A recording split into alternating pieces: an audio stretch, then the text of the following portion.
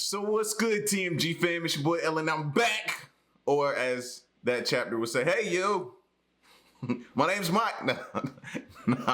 But shout outs to that chapter, man. The next case on the blacklist, we got the curious case of Vashti Seacat.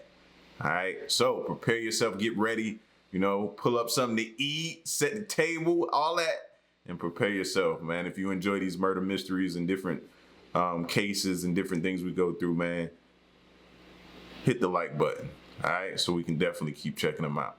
And if you're new, hit that subscribe button, join the fam. You asked for it. Here we go.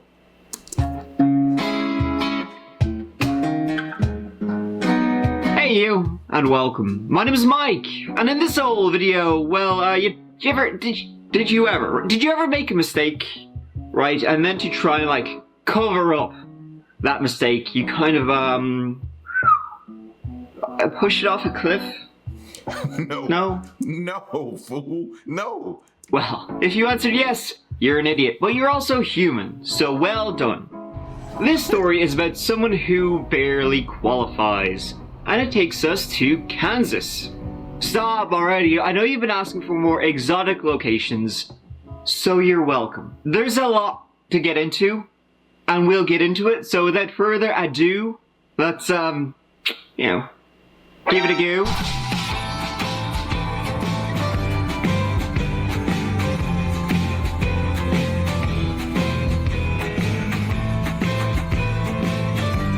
If you ever wanted to live in an area where even the middle of nowhere seems busy, well then you, my friend, might want to go to Kingman, Kansas.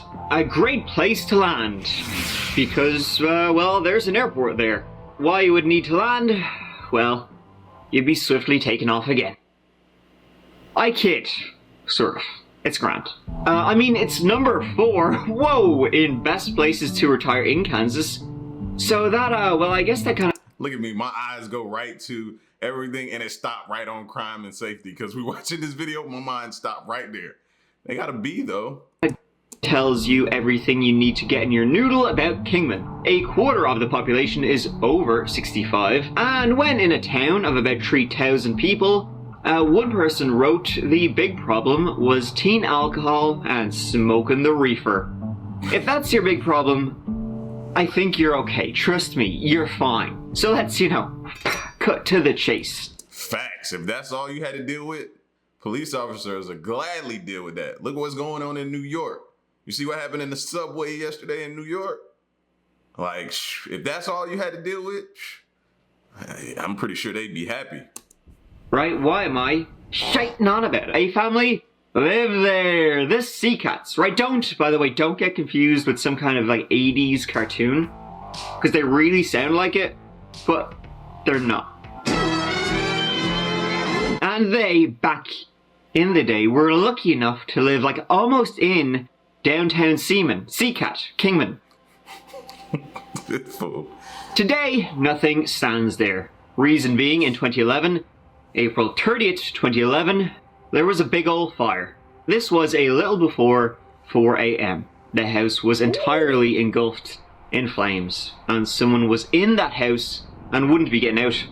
The police arrived, the local firefighters, but by this stage there wasn't nothing to be done. I was just about to say that, bro. Look at it. Y'all know I go into firefighter brain sometimes, and I'm looking at this and I'm like, straight defensive, man. As if somebody's in there. Not gonna say if they're not close enough to where you can see them, you wouldn't try to enter and get them. But for the most part, it's probably no viable life inside. The man outside was Brett Seacat. He had been able to get his 2 children out of the house, 2 and 4 years old, but his missus, no chance.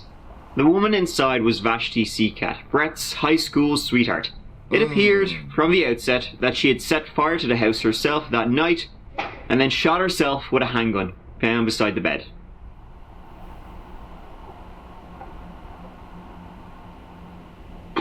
Did she though? Brett and Vashti were each other's like first loves. As I said, they met in high school, they were on again, off again, for a bit, until in 2004 they tied that knot when they were both in their late 20s.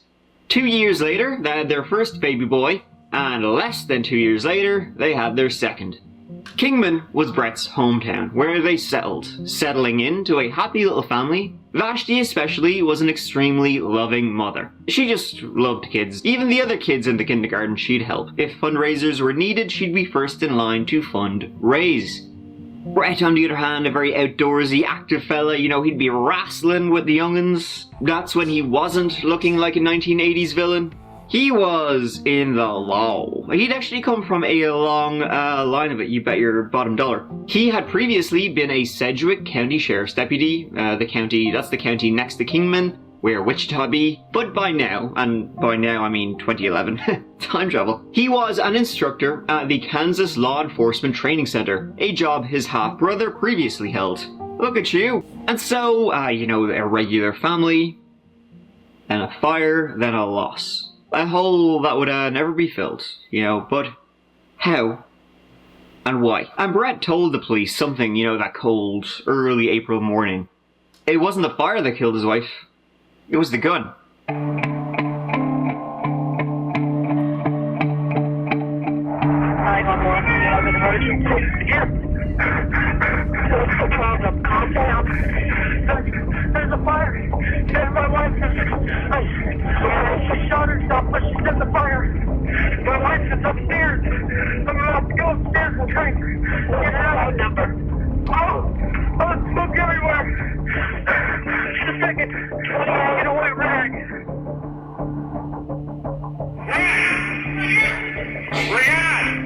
How do you know all of that? Did you see her shoot herself, then set the fire? Did she set the fire, then shoot herself? And where were you at? Then you went and got the kids. It's a lot to unpack here. A lot. She's dead. She shot herself. Head gone. There's blood everywhere. When firefighters managed to gain entry to the house that early morning, Vashti was found lying on her bed, a gunshot wound to her head. How did it get there? Not only that, she had gunshot wounds to her chest, hip, thigh, but they would later be determined to have, come from the gun cooking off. The heat of the fire made the bang go bang. Brett said she had started the fire, had nearly killed her husband and her 2 kids, and then she went off and killed herself. And indeed, in the bedroom they found a gasoline container right beside her, so that's your start right there. Someone intentionally started something.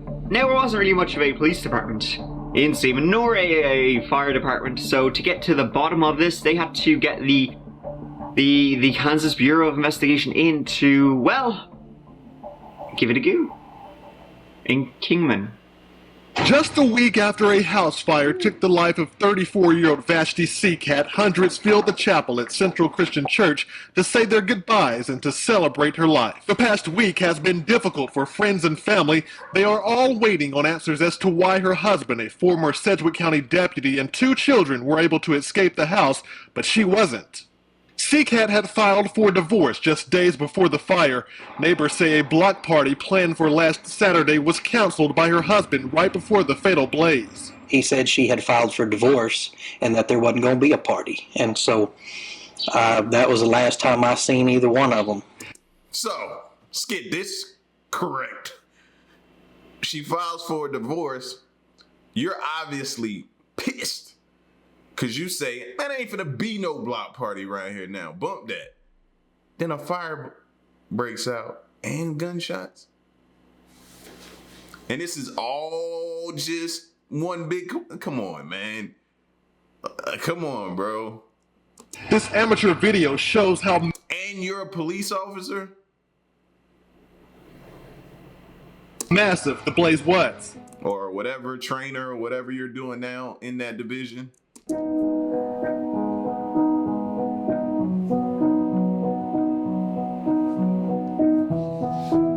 couple of weeks after the fire, over the course of about 7 hours, Brett told a tragic story. One of marital troubles and ultimately a black hole that Vashti had fallen into. A hole of depression that she was struggling to keep her head above. She had even asked him once when they were watching a flick, what's a good gun to take your head off? And he had answered. She would get depressed over something, but she would never talk to anybody about being depressed over it because she was always worried about how people would view her. And even as her boyfriend, as her husband, the only reason I ever even got exposed to it was because I was the guy who spent the nights with her. She had been taking weight loss medication that depression was a side effect of, but she had had depression for years. That just made it worse. She threw herself into the job to try and deal with it, but working long hours in HR at Cox Communications in Wichita, well, then in turn, because you never can win, led to marriage troubles between Brett and Vashti. In fact, 5 months before the fire, in November 2010, they had begun going to marriage counseling to try and communicate their issues and find some kind of path forward. Did it help? Me bollocks. Vashti kept going by herself after Brett, well, he couldn't wrestle his way out of that one, so he just stopped going. And then, Big D was on the cards between them, taking the old marriage out back and, cigarette and blindfold time. Things hadn't been good after they had that discussion. Well, not that they'd been good before. Brett was sleeping on the couch, hence why he wasn't upstairs when the fire started. And it appeared that Brett and Vashti were getting ready to fight for their children. I made it perfectly clear whether it was truthful or not. There it is. Well, that might not be but I guarantee that might be something to do with it. If he's responsible, you know what I mean? What I'm thinking he did. If he's responsible, then it could have came down to her saying, no, you're not getting the kids, and him saying, no, you're not taking my kids away from me. You're unstable. This, that, and the third, and that whole custody. Like, you've seen some of these custody battles, bro. It's insane.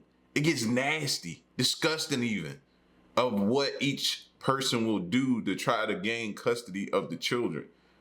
When in all actuality, they be you don't know the damage you're doing to the kids at that point in time when you're going through that nasty type of. I've been involved in it with my folks. It's crazy, man, how the kid gets pulled.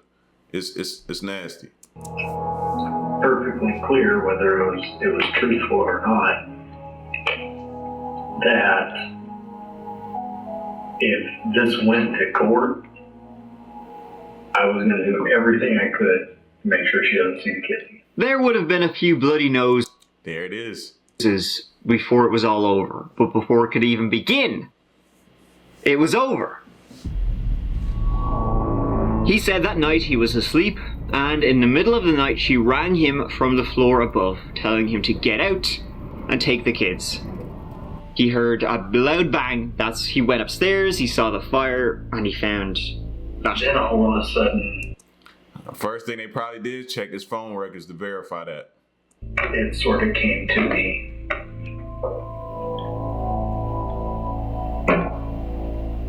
Dead fire kids. I just dropped her. And he would feel horribly, responsible for all this. That it was him. He had said, if you try and take my kids, well, you ain't getting. That's not happening. That's off the table. And so he felt like he had driven her to do this, or that if he hadn't driven her, he had, at least ordered the taxi.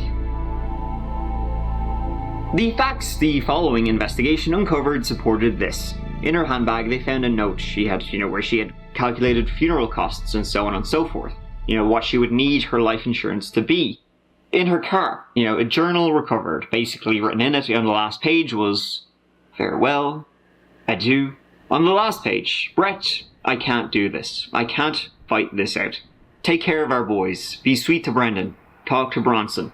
Hold them both and tell them Mommy loves them every night. I'm taking care of the house. Brendan, you are so wonderful. Mommy is so proud of you. Be a good big brother. Bronson, stay strong and don't ever lose that smile. I love the two of you and will be watching over you from heaven. And then speaking with, not Brett, they learned that, she had been struggling. She had marriage problems. The marriage was in the toilet. She had been on, medication which did have a side effect of depression. Others said, though, she wasn't depressed. Difficulties, yes. Set your house on fire and kill yourself? No. When the police spoke with the counselor, she said that yes, Vashti had been depressed when they started back in November, but by April she had done a complete 180. She was hopeful, she was healthy, she was exercising, eating well, taking weight loss medication because she was feeling good. She was excited about the divorce. Not that. Whoa! He just said she was excited about the divorce. How he looking now to y'all? See what I'm saying? Like I said, they should definitely check his phone records. Everything leading up to it. The canceling of the block party. I told you, the kids, the fighting for the custody of the kids. I don't think he really thought this through. Nervous about it. Her friends said it was like the old Vashti was back. The only thing that was upsetting Vashti at this point was how upset Brett was. It was like he was the one at his breaking point, not her. And the counselor, she was telling all of this 10 days before the fire. She said that she was worried. She said to her counselor that she was worried Brett might do something. You know, when the divorce proceedings actually started ramping up. She also said that Brett had told her about a dream he had where he killed her. And it wasn't like, oh my gosh, just a dream. Whew. It was more like, that dream fucking ruled. She was worried what he might do when she actually filed the divorce papers, when he was served. And she wanted somebody with her so that he wouldn't do anything rash. Vashti's family were full sure this wasn't what it looked like. Brett just made it look like that. In the house, on the table, were a few bits of paper, and they were wet.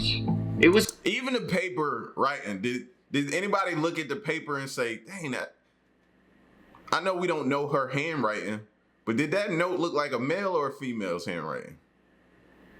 Just asking. Go back and check it out. The entire time I was looking at that note, I couldn't stop my brain from saying, dang, that looked like male handwriting. It was a printed PowerPoint, and it was about death investigations, deducing the differences between murders and suicides and why people might commit suicides. Brett just said it was from work. So what a quinky dink. He also said that he had ran upstairs through the fire to find his wife, and he had only been wearing jocks. He'd have been burnt up. Didn't look like it though. He had no marks, no blisters, no nothing. Supposedly you picked her up in the bed and held her to you close. You had no blood. No, I didn't hold her to me close. I held you had no fire on the bottom of your feet. Now, if you walk through fire, you should have some kind of injuries besides a small injury on the top of one of your feet. Vashti had no smoke in her lung. Didn't think this through, bud. You didn't. You couldn't have. You didn't think this through. Nothing, no type of burns, no nothing. No type of little bit of smoke inhalation to where they would have had to give you oxygen on scene. Trust me, I've seen it.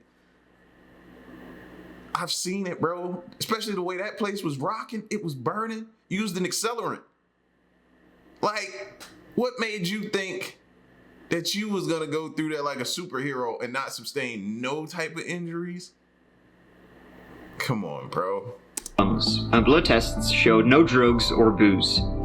And then the police spoke to a neighbor, a couple of doors down from the Sea Cats. She said that she was awake watching TV that night. She had heard a gunshot, and she knew what gunshots sounded like. Now, she couldn't say exactly when she heard it, but based on the TV show she had been watching and the scene she said was playing, it was about 3:15 a.m. Brett called 911 at 3:40 a.m. Half an hour after a neighbor heard the gunshot. He was just faffing about. He was a cop, and he knew how to make things look like what they're supposed to look like. Oh, God, guys. But you see where we're coming from. No, yeah, I see where you're coming from. I mean, this is 100 times worse than what I had pictured in my mind. Before, I just thought I lacked any evidence, and now you're saying there's a lot of evidence that I never knew existed. Well, the heart that looks real bad. About a month before the fire, Brett had taken Vashti's journal into work, and he had scanned in all the pages. Now, he would say she just wanted a digital backup of her journal. Yeah. Then, the day of the fire, he had used an overhead projector in work for about an hour in a locked room. The projector, you know, was the kind of one to have in school, as if you wanted to trace something. Just things are just not looking good, and they're adding up to that you had something to do with this, Brett. We need to know why. Oh no, there's no why.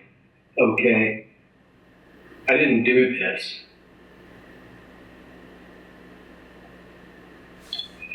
Yeah, but where's the emotion, Brett? Or what's the name? Where's the emotion? You have zero emotion that your wife. I don't even care if y'all was going through what you're going through. Y'all were high school sweethearts, fam. You know what I'm saying? I don't care if y'all were at each other's throat. Y'all were high school sweethearts, meaning it's still something in there that you would have felt for her being gone. You just can't convince me otherwise. Or you're that dead inside. And at this point, I can't really put that past you, buddy. I love Ashley. I'm sure you did. You sure? Yeah. I'm sure you still do. But people do things to people that I wouldn't my kids like this. Ever.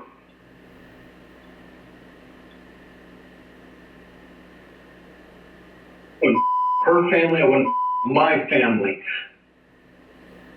I didn't want to give up Vash. I fought hard to try and keep us together. I could have come up with something better than this. This is insane. This is what a crazy person does.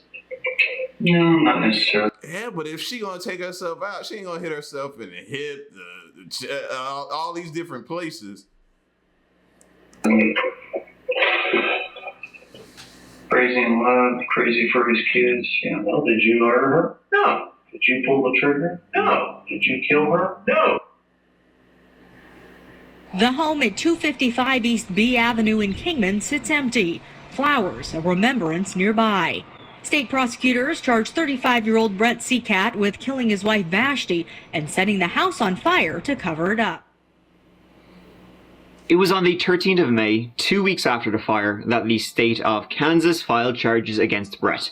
1 count of first-degree murder, 1 count of aggravated arson, and 2 counts of endangering a child. Brett pleaded not guilty, and he would never change that. Not when 2 years later, the trial began.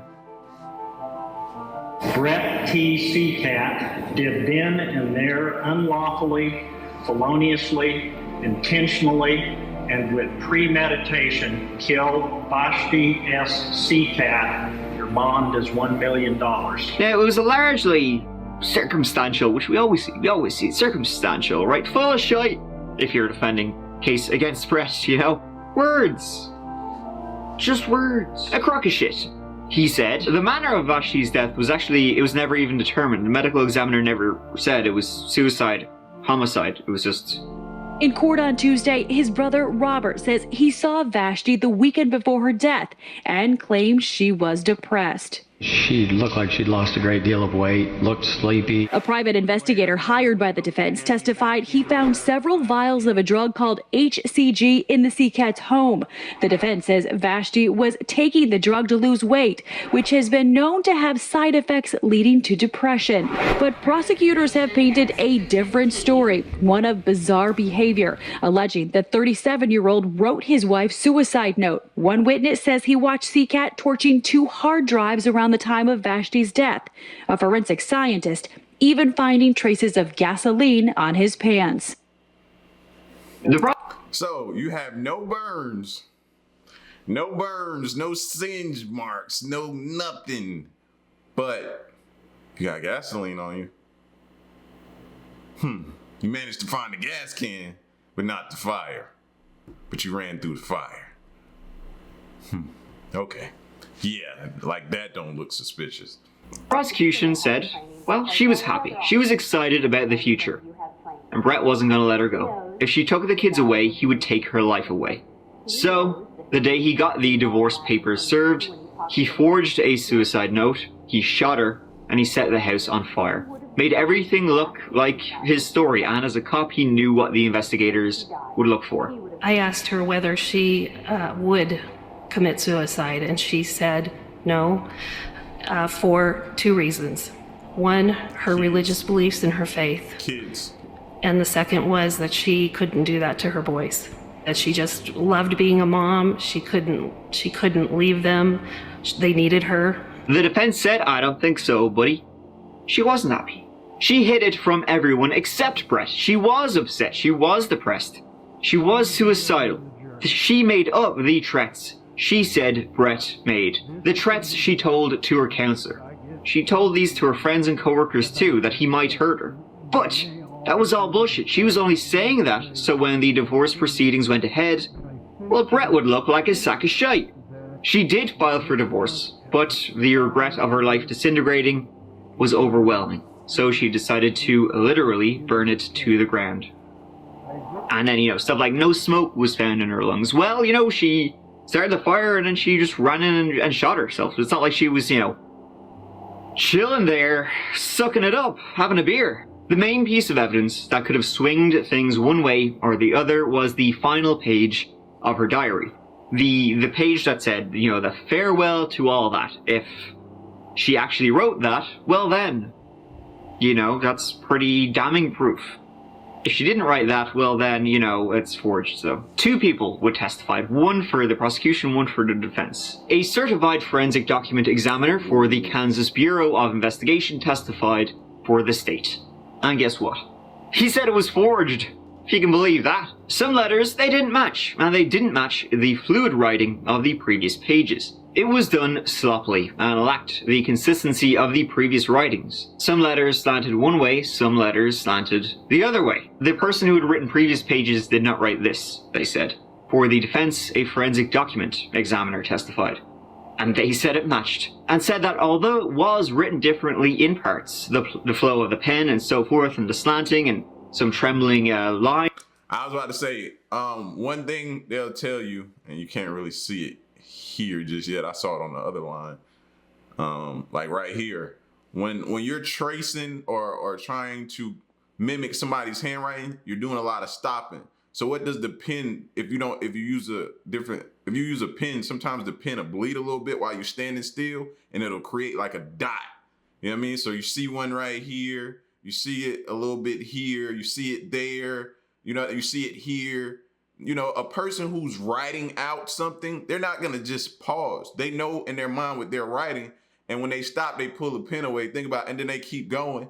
And then they go. A person who's trying to trace or trying to copy, they're keeping their finger here, and then they stop, the pen will bleed a little bit, and they'll keep going. But they don't think about the pen bleeding, creating that little dot. You know what I mean? Some of y'all might not have heard that before, but I've seen people talk about that before, bro. And it shows up.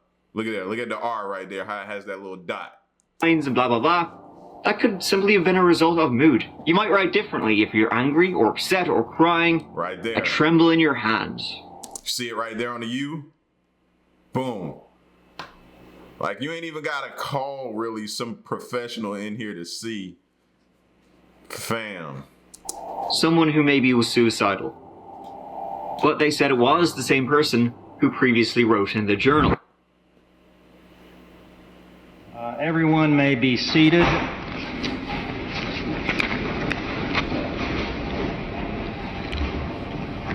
I would request Mr. Seacat to stand. Mr. Seacat, at this time, based on the verdicts rendered by the Kingman County jury of your peers, I find you guilty of murder in the first degree in violation of KSA 2130. The trial lasted 12 days, and the jury found Brett guilty on all counts. I find you guilty of count 2. During the sentencing, Brett, he really didn't hold back, especially towards the judge. I didn't get much of a chance to do this during trial, to actually confront witnesses against me. But today I get to do that. Brett Seacat has never hurt her. Brett Seacat has never been cruel to her. Brett Seacat has never even yelled at her. Is he referring to himself in third person right now? Vashti's family several Nah, he ain't crazy at all. times after Vashti's suicide told me that they had seen this coming, that they knew she committed suicide. But when it came down to money, they changed their mind. Because with Vashti's suicide, they get no money. But with Vashti's murder, they do. I said it before and I'll say it again. Vashti's suicide was my fault. I failed with Vashti, and it is the first and last thing I think about every day. I understand that today is not my day. I understand, even though I'm the one being sentenced, this day does not belong to me. This day was meant for people who made sure it would happen. This day belongs to you, Judge Solomon. This is your day. This is the day you get to take your place in front of the cameras and pass sentence on a man you worked so hard to convict. A man you know was innocent, but a man you had to help convict so you could get this day, your day. Before a trial and before a verdict, you were already guaranteeing death in prison. Because that's the kind of sentence you believe will bring you the publicity you need for a Kansas Supreme Court nomination. It was at that same meeting with Vashti's family where you also made a deal to give them custody of my children after I was conveniently out of the way. Custody that would pay off in the form of Vashti's insurance, but only if I were convicted. And that's the key word for this meeting, pay off. Go ahead and sell custody of my little boys to Vashti's family. Go ahead and pass the sentence that guarantees your spot in hell. You're going to hell for what you've done in this case.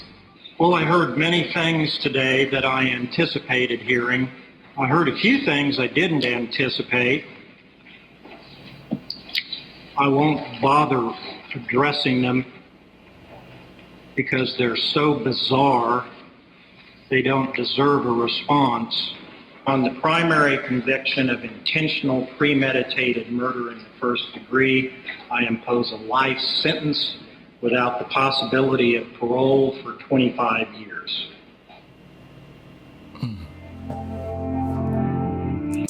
Dang, he went in on the judge, didn't he? And there you have it. Sad case of, ooh, I ain't gonna let you, if I can't have you, then nobody can. And sad, well, how well does that work out? Hint, hint, not very well. So sad then all around. But that was his plan. Not a good one to set fire to your own house with your own kids inside. Well, clearly he has a few screws unscrewed. But he would have gotten away with it too, if it wasn't for the pesky police investigations that's gonna have a goo out of, a dead person. He's a cop, you should know this. Better luck next time. Oh wait. Though honestly, I kinda gotta give it to Brett during the sentencing part. Because most time they're yada yada yada, I'm sorry, blah blah blah. Not this guy though. You're going to hell for what you've done in this case. And it's all for nothing. Fucking hell, Brett, tell him what you really think, why don't you?